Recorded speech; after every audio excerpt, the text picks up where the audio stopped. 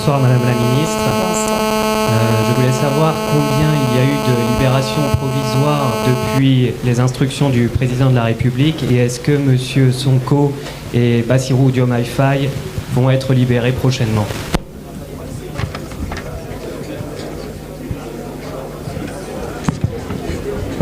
Est-ce que Ibrahima, je réponds à ce premier lot? Voilà. Donc, merci à ceux-là qui ont posé ces questions.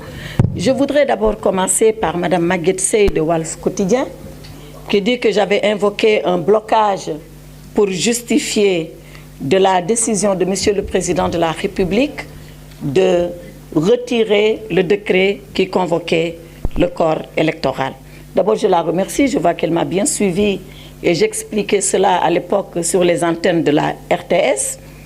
Je l'avais effectivement dit parce que nous étions dans ces conditions de blocage où entre le Conseil constitutionnel et l'Assemblée nationale, il y avait un jeu de c'est moi, ce n'est pas moi, c'est plutôt vous, ce n'est pas vous.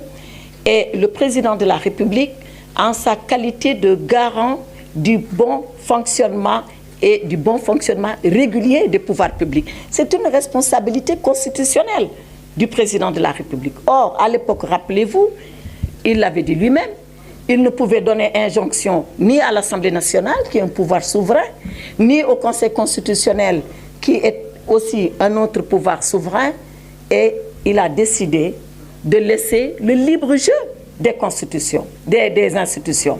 L'Assemblée nationale a délibéré souverainement, a estimé qu'elle devait acter par sa délibération le report.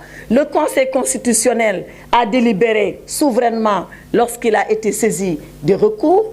Et quand il a rendu sa décision, qu'a fait Monsieur le Président de la République? Je pense que ce qu'il avait dit alors pour abroger le décret convoquant le corps électoral doit se lire et se confirmer par rapport à ce qu'il a fait après. Parce qu'après, quand le Conseil constitutionnel a dit que lui, déclarer la loi votée par l'Assemblée nationale contraire à la Constitution et qu'en conséquence déclarer nul le décret abrogeant la convocation du corps électoral, Monsieur le Président de la République a pris acte. C'est en cela qu'il est respecté et c'est la meilleure preuve, la meilleure confirmation qu'il respecte les institutions et toutes les institutions. Aussi bien l'Assemblée nationale, dans sa capacité de proposer des lois, de délibérer et de les prendre, que le Conseil constitutionnel, dans sa capacité de censurer, s'il estime censurer, et lui, Président de la République, il prend acte et il exécute. Et c'est ce qui s'est passé. Je pense que tous les Sénégalais, au-delà de ce qu'a fait Monsieur le Président de la République, doivent être fiers de savoir que dans leur pays, il y a une Assemblée souveraine qui délibère, il y a un Président de la République qui gouverne et il y a un Conseil constitutionnel qui arbitre et qui sanctionne. Sur la question de M. Diawara, mais bien évidemment que ça va de soi, parce que dans quoi nous sommes aujourd'hui? Nous sommes dans la mise en œuvre de la décision du Conseil constitutionnel. Donc aussi bien l'Assemblée nationale que l'exécutif se plie à cela et c'est ce qui se passe. Quant à la question qui a été posée par le Républicain, c'est Mme Diawara, je crois, qui a dit que Mme Rose Wardini a retiré sa candidature. Qu'en est-il de M. Karim Meïssa Wade? Mais moi, je ne peux pas répondre à la place de M. Karim Meïssa Wade. La seule chose que je sais et que vous tous savez avec moi, c'est que M. Karim Meïssa Wade considère qu'il a été injustement écarté de sa prétention de candidat à l'élection présidentielle. L'autre chose que je peux savoir, c'est que concernant Mme Wardini, elle a décidé en toute souveraineté, même s'il y a une procédure judiciaire la concernant, d'arrêter sa candidature et de la retirer et elle en a le droit. C'est la seule chose que je peux dire s'agissant de volonté personnelle qui s'exprime personnellement. Pour ce qui est de Afrique Info, qui dit qu'une dame aurait été torturée, c'était ça votre question. Donc ce n'est pas torturé. Quand même, donnons leur sens à tous les mots. Pour ce que j'en ai vu, moi, je ne sais pas vous ce que vous avez vu. Voyez, moi, je relativise. J'ai vu effectivement qu'une journaliste a vu sa perruque enlevée et brutalisée. Alors,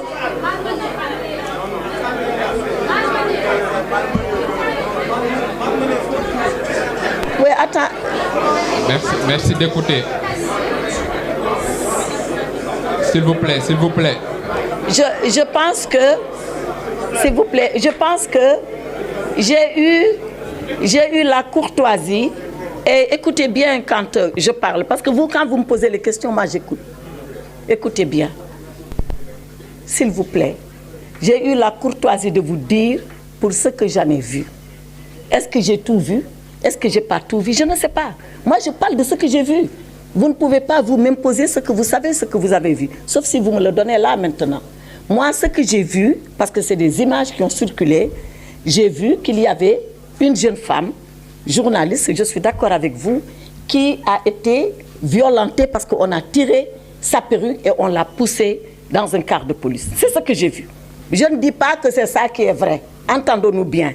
Mais ne serait-ce que ça, pour moi, je pense que l'agent de police n'aurait pas dû le faire, ou l'agent de gendarmerie. Je suis d'accord avec vous. Mais c'est des situations, quand elles arrivent, on doit savoir le pourquoi et donner la mesure de correction.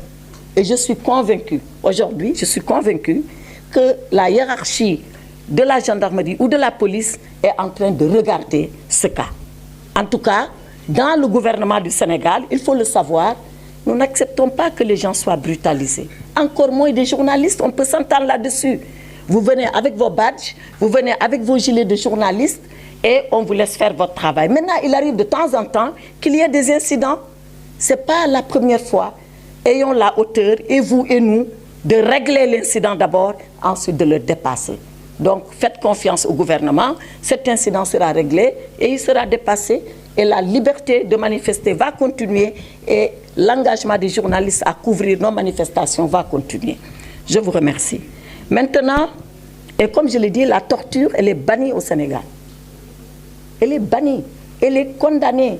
Et les auteurs de torture sont sanctionnés. Et c'est tous les jours. Je ne parle pas pour le plaisir de le dire. J'ai des documents à l'appui de ce que je vous dis.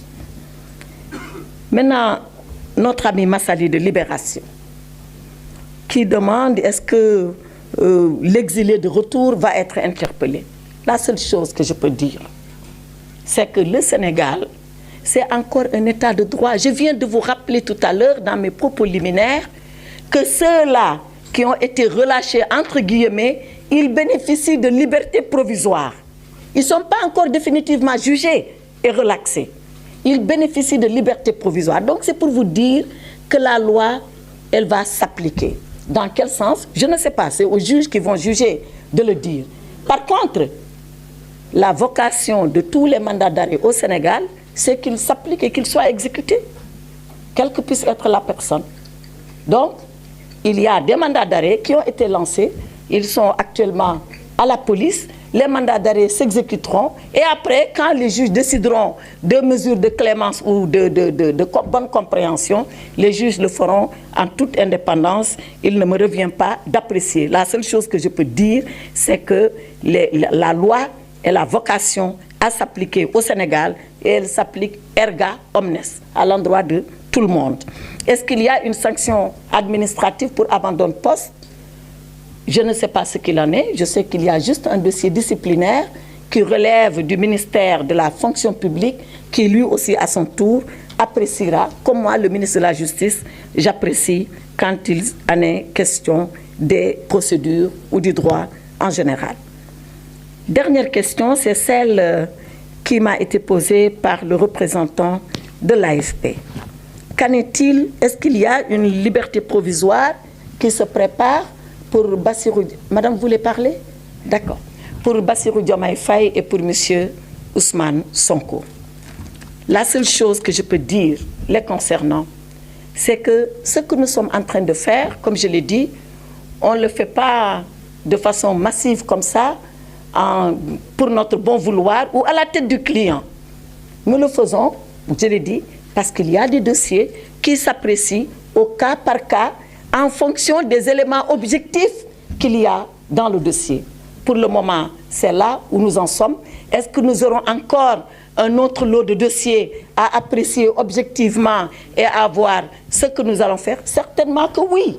Mais quand je dis oui, ça ne veut pas dire libération de tout le monde, ça veut dire encore libération au cas par cas. Tout est possible selon la loi, tout est possible selon la procédure, tout est possible selon les éléments qui figurent au dossier.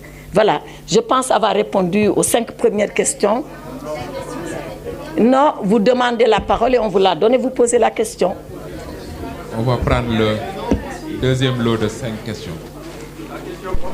Le nombre de personnes. C'est-à-dire, si vous me posez les questions comme ça, je ne répondrai jamais. Il vaut mieux vous inscrire ici et puis... Madame le garde des Sceaux. Le nombre de détenus libérés. Oui. Je pense, monsieur le directeur de l'administration pénitentiaire pourra me rectifier. 344 personnes ont bénéficié, je précise encore, de liberté provisoire. Il en reste à peu près 272, puisque c'était 500 et quelques qui étaient